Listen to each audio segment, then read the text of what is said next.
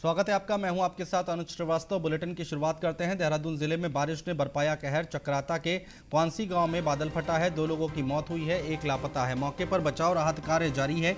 SDRF, police और ग्रामीण चला रहे हैं अभियान। तो ये बड़ी खबर निकलकर सामने आ रही है देहरादून जिले से, जहां पर बारिश ने अपना कहर बरपाया है और चक्राता के क्वांसी गांव में बादल फटने की खबर आ रही है। तस्वीरें हम आपको दिखा रहे हैं।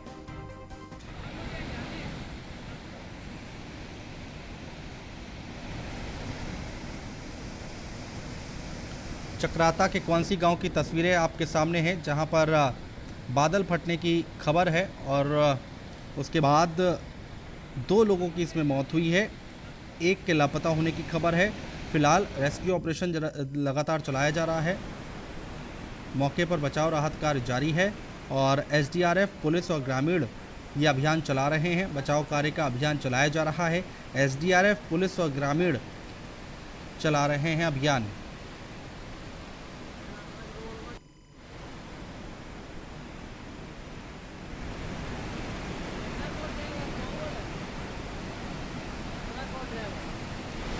तो देहरादून जिले में बारिश ने अपना कहर बरपाया है। चक्राता के क्वांसी गांव में बादल फटने की खबर आई है।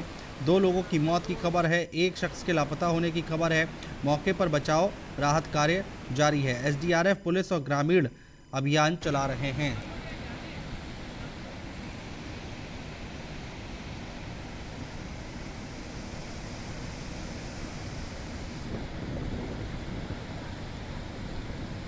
दो लोगों की मौत की खबर है और 1 शख्स को ढूंढा जा रहा है।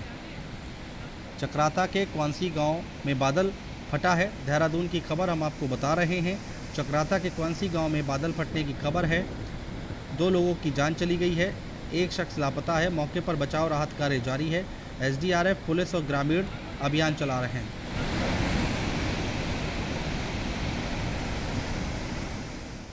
और चमोली में बारिश से भारी तबाही हुई है। हनुमान चट्टी और बेनकुली के बीच मलबा आया है। सड़क का निर्माण कर रही कंपनी का ट्रक फंसा है। कोई जनहानि की सूचना नहीं है। तो इन सब के बीच में अच्छी खबर यह है कि कोई जनहानि की सूचना नहीं है।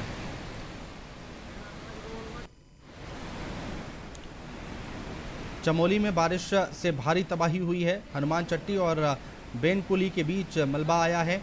सड़क निर्माण कर रही कंपनी का ट्रक फंसा है और कोई जनहानि की सूचना फिलहाल नहीं है।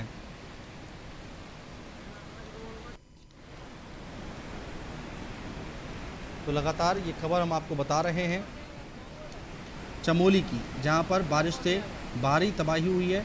हनुमान चट्टी बेनकुली के बीच मलबा आया और सड़क निर्माण कर रही कंपनी का एक ट्रक फंसा है। फिलहाल इन सब के बीच में अच्छी खबर ये निकलकर सामने आ रही है कि कोई भी किसी भी तरह की जनहानि की सूचना नहीं है।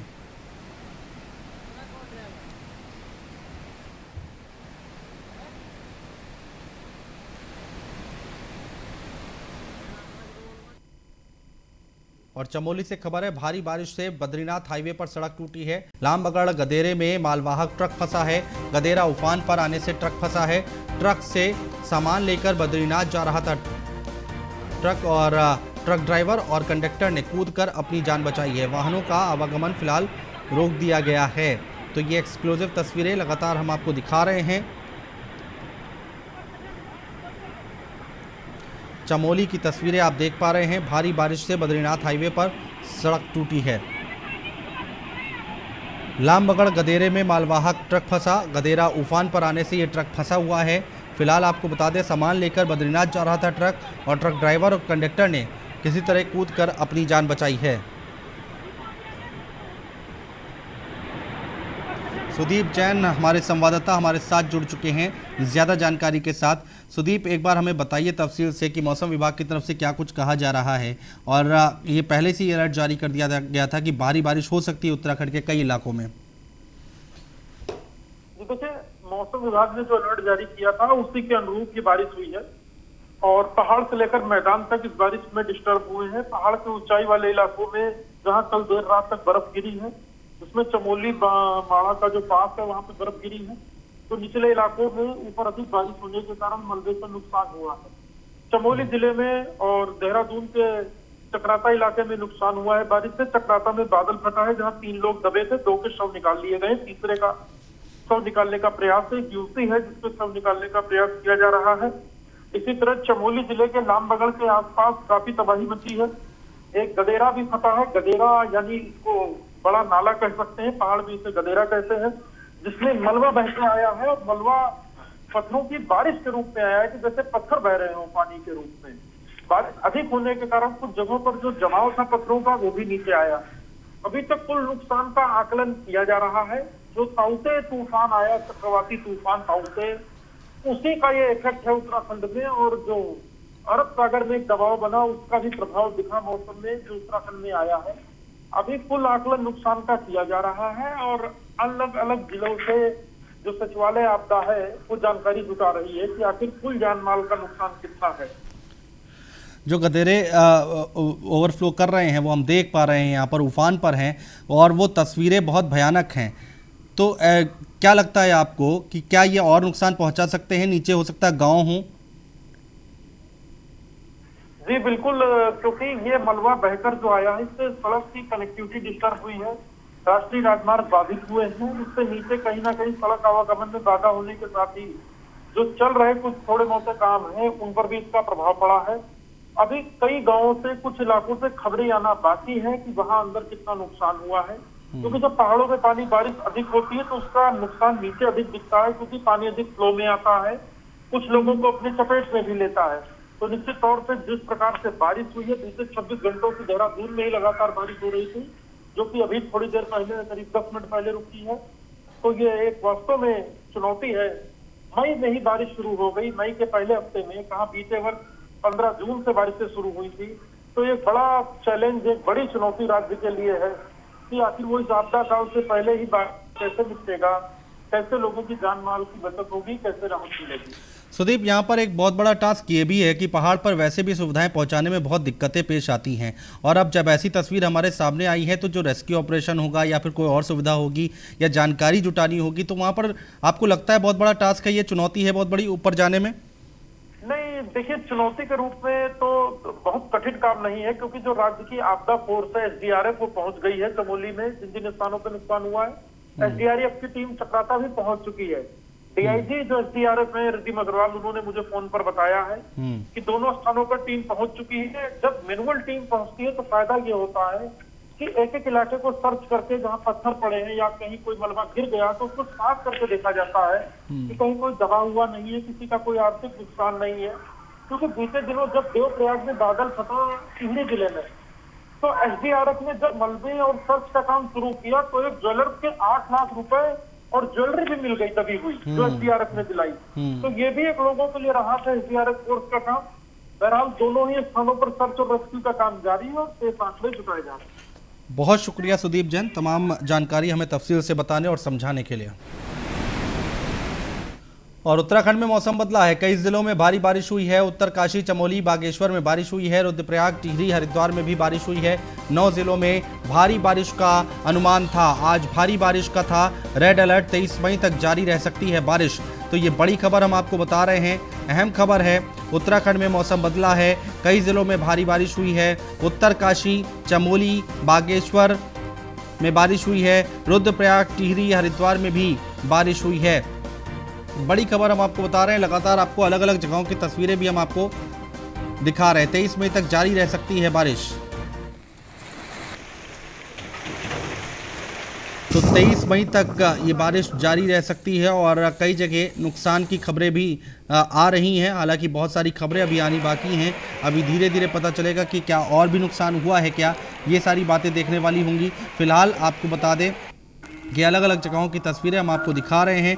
कहा यह जा रहा है, जो सूचना निकलकर सामने आई है उसके मुताबिक 23 मई तक बारिश जारी रह सकती है।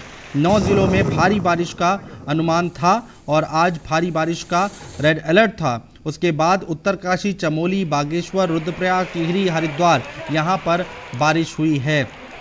कई ज़िलों में भारी बारिश हुई है। चक्राता में तो बादल फट गया है, 2 डेड बॉडी मिली हैं और एक की तलाश की जा रही है। SDRF की टीम है, पुलिस की टीम है, जो स्थानीय लोग हैं, ग्रामीण हैं, वो वहाँ पर उस तीसरी महिला को ढूंढने की कोशिश कर रहे हैं। केदारनाथ, मसूरी, टिहरी, ऋषिकेश की तस्वीरें हम आपको दिखा रहे हैं।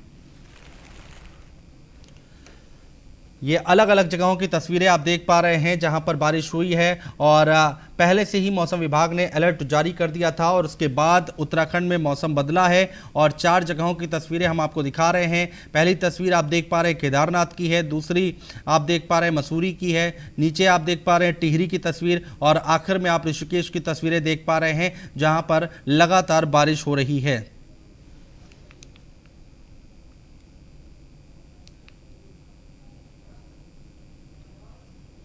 और वहीं मसूरी में भारी बारिश के चलते जनजीवन बुरी तरह से प्रभावित हुआ है। खराब मौसम के चलते मसूरी देहरादून मार्ग पर आवाजाही बंद हो गई है। सड़कों से मलबा हटाने के लिए मौके पर जेसीबी तैनात है। पिछले 2 दिनों के मुकाबले तापमान में भारी गिरावट आई है।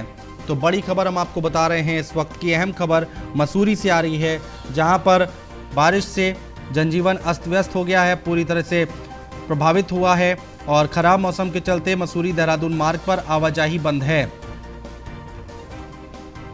सड़कों से मलबा हटाने के लिए मौके पर जेसीबी तैनात है। पिछले 2 दिनों के मुकाबले तापमान में भारी गिरावट आई है।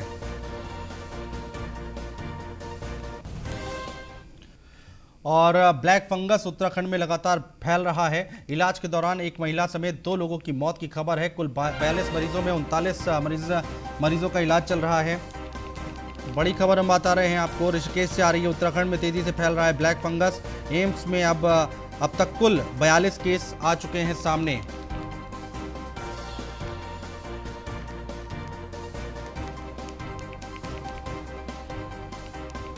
बयालीस मरीजों में से 39 मरीजों का इलाज चल रहा है। भर्ती मरीजों में 21 उत्तराखंड के हैं तो 21 यूपी के निवासी हैं। तो तेजी से फैल रहा है ब्लैक फंगस। एम्स में अब तक कुल 42 केस आ चुके हैं सामने। इलाज के दौरान एक महिला समेत 2 लोगों की मौत हो चुकी है। कुल 42 मरीजों में से 39 मरीजों का इलाज चल रहा है। भर्ती मरीजों में 21 उत्तराखंड के हैं तो 21 यूपी के निवासी बताए जा रहे हैं।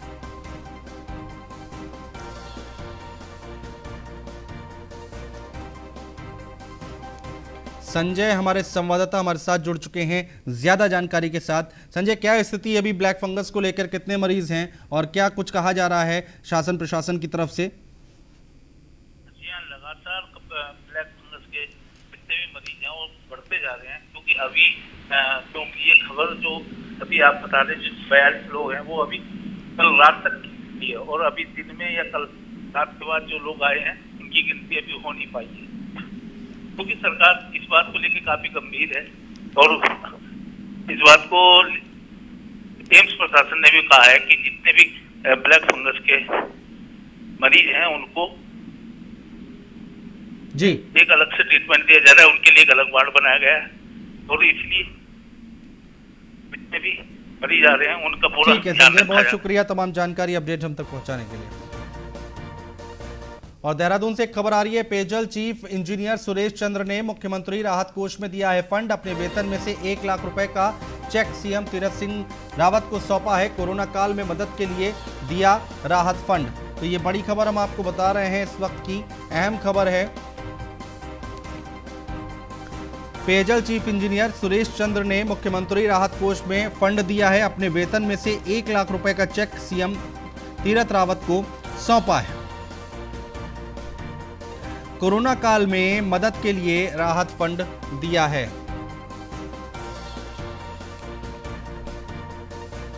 और काशीपुर से खबर है, उधम सिंह नगर के एसएसपी एक्शन मोड में नजर आए और लॉकडाउन का पालन न करने वालों पर होगी सख्त कार्रवाई। सीओ अक्षय प्रहलाद ने की लोगों से घरों में रहने की अपील। काशीपुर के उधम सिंह नगर जिले के एसएसपी दलीप सिंह कुंवर के निर्देश पर कोरोना कर्फ्यू को सख्ती से लागू करने के लिए जिले की पुलिस को निर्देश दिए गए हैं। साथ ही सीओ अक्षय प्रहलाद आपको बता दें एक्टिव मोड में नजर आ रहे हैं और थाना आईटीआई क्षेत्र में पुलिस की ओर से लॉकडाउन का पालन न करने वाले और बेवजह घरों से बाहर घूमते लोगों को पकड़कर थाने ले जाया जाएगा।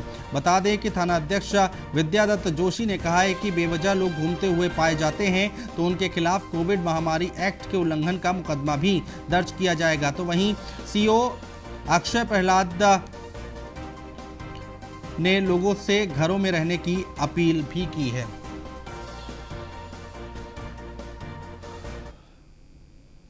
भी लोग लॉकडाउन का उल्लंघन करके बाहर रास्ते पे बिना कारण से बिना किसी वजह से घूम रहे। प्रिजनर वैन घूमेगी, जो अनावश्यक लोग घूम रहे सोशल डिस्टेंसिंग से बिठा के, जो भी प्रिजनर वैन में जिनको बिठाएंगे उनको मास्क का भी प्रदान करेंगे, सैनिटाइज़र का भी प्रदान करेंगे। इसके साथ निवेदन भी करेंगे कि बाहर घूमे नहीं। तो मेरे सभी काशीपुर क्षेत्र के लोगों से यही रिक्वेस्ट रहेगी कि। और देहरादून से खबर है, कांग्रेस के वरिष्ठ नेता और पूर्व शिक्षा मंत्री नरेंद्र सिंह भंडारी का निधन हुआ है। देर रात हृदय की गति रुकने से पूर्व शिक्षा मंत्री का निधन हुआ है। कांग्रेस अनुशासन समिति के अध्यक्ष भी रहे थे नरेंद्र भंडारी के निधन पर कांग्रेस के वरिष्ठ नेताओं ने शोक जताया है। तो ये बड़ी खबर हम आपको बता रहे हैं, कांग्रेस के वरिष्ठ नेता और पूर्व शिक्षा मंत्री नरेंद्र सिंह भंडारी का निधन हुआ है। देर रात हृदय की गति रुकने से पूर्व शिक्षा मंत्री का निधन हुआ। कांग्रेस अनुशासन समिति के अध्यक्ष भी रहे थे नरेंद्र भंडारी के निधन पर कांग्रेस के वरिष्ठ नेताओं ने शोक जताया है।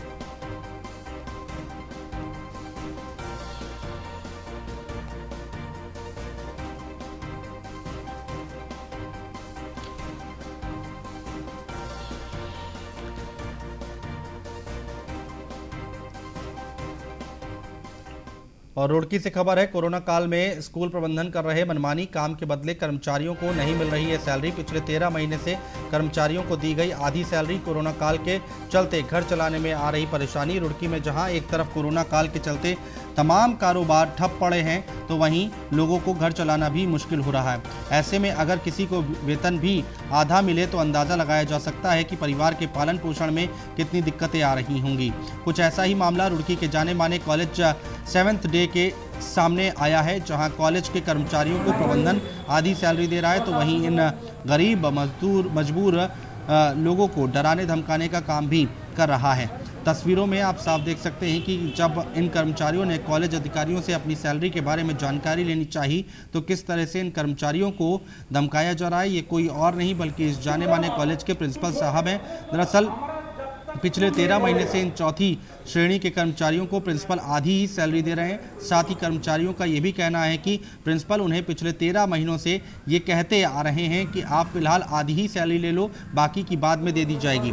पर ये कर्मचारी प्रबंधन की इस बात से संतुष्ट नहीं है। उनका कहना है कि कोरोना के इस दौर में उनका घर चलाना भी दूभर होता जा रहा है और प्रबंधन उनकी एक नहीं सुन रहा, उल्टा उनको ही धमकी दे रहा है। और बता दें कि कर्मचारियों ने मीडिया के सामने अपना दुख जाहिर करते हुए प्रबंधन पर सवाल खड़े किए हैं।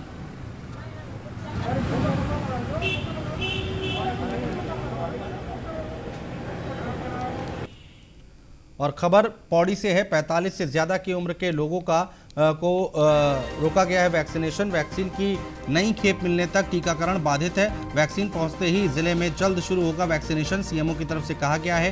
पौड़ी में कोरोना वैक्सीन की कमी के चलते 45 से ज़्यादा की उम्र के लोगों का टीकाकरण फिलहाल रोका गया है। यहाँ वैक्सीन समाप्त हो जाने के कारण जिन अस्पतालों में टीकाकरण किया जा रहा था, वहाँ फिलहाल 45 साल और इससे अधिक उम्र के लोगों का टीकाकरण नई खेप मिलने तक रोक दिया गया है।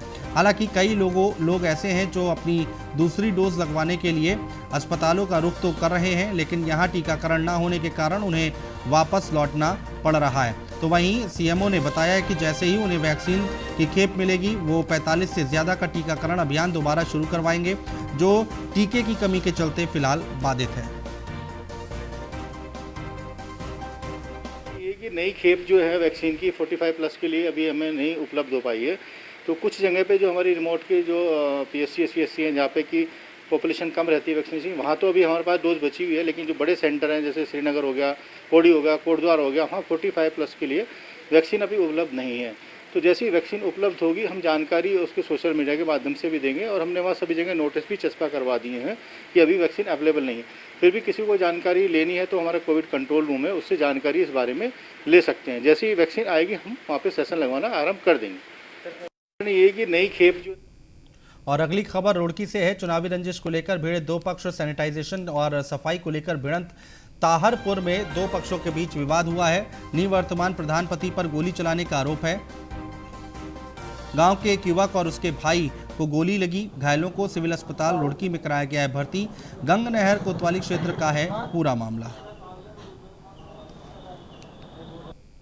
रेडी में यहाँ झगड़ा हुआ है दो पक्षों में, तो ये दो लोग इंजर्ड है इसमें, और इनका कहना है कि दूसरे पक्ष ने हम पे फायर किया है।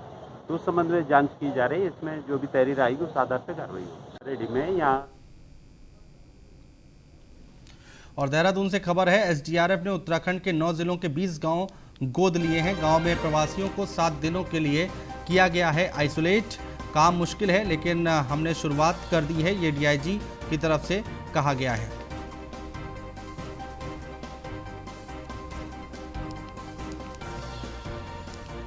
कार्रवाई की गई है। आज मैं उसके बारे में आपको ब्रीफ करना चाहूँगी। सबसे पहले कोविड संक्रमण की रोकथाम के लिए एसडीआरएफ ने 20 गांव को गोद लिया है। हमारा मुख्य उद्देश्य यही है कि शासन द्वारा समय समय पर जो दिशा निर्देश जारी होते हैं, जो एसओपीज बनाई जाती हैं, उनका धरातल पर अनुपालन सुनिश्चित किया जाए। इस उद्देश्य से हमारे एसडीआरएफ के कर्मी इन गाँव में परमानेंटली स्टेशन किए गए हैं। जैसे कि नियम है कि अगर कोई प्रवासी बाहर से आता है, उसको पहले 7 दिवस के लिए क्वारंटीन सेंटर में क्वारंटीन होना होगा, ये अनिवार्य है। तो ऐसे क्वारंटीन सेंटर्स में हमारे एसडीआरएफ के कर्मी उनके लिए योगाभ्यास कराएंगे, साथ ही साथ उन्हें जागरूक रखेंगे। और गाँव में भी अन्य लोग जिनमें सिम्टम्स हों, चाहे उन्हें दवाई उपलब्ध ना हो रही हो, चाहे वो इसके बारे में नहीं जानते हो, तो उनको जागरूक करना। साथ ही साथ होम आइसोलेटेड ऐसे व्यक्ति जो नियमों का उल्लंघन कर रहे हो, उन्हें भी जागरूक रखना।